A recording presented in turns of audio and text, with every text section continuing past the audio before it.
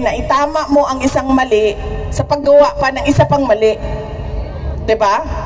Tapos sabi niya, bakit meron pa bang mga tao na pumupunta doon? Sabi ko, ang daming Pilipino sa buong mundo ang laging gumagawa ng pagtitipon.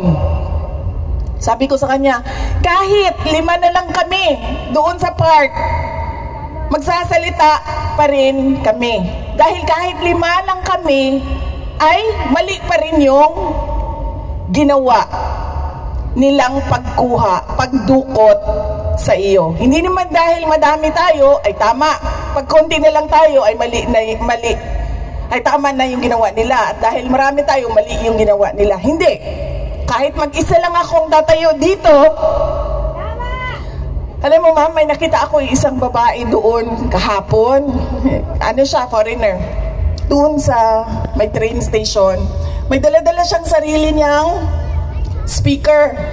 At nagsasalita siya. Hindi ko naiintindihan dahil Dutch ata yung salita niya. Nagsasalita siya. Mag-isa. Walang nakikinig sa kanya, walang nakatayo sa harap niya, pero nagsasalita siya. Naisip ko, aabot din ng panahon na ganun na rin ang gagawin ko.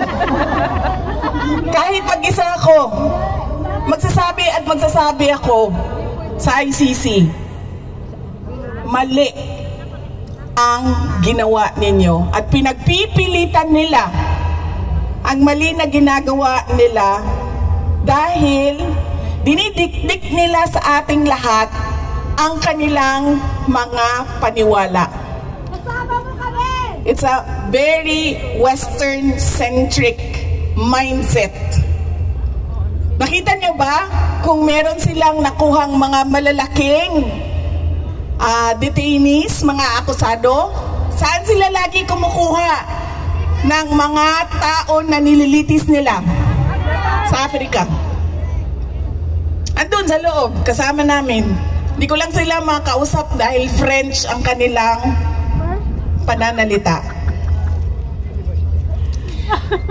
Ganon ang ginawa ng ICC.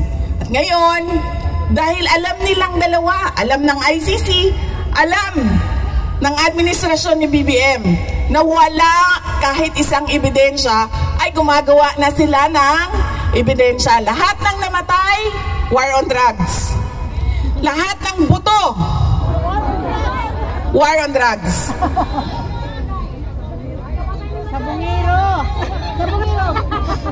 Lahat ng pinatay dahil sa love triangle, war on drugs.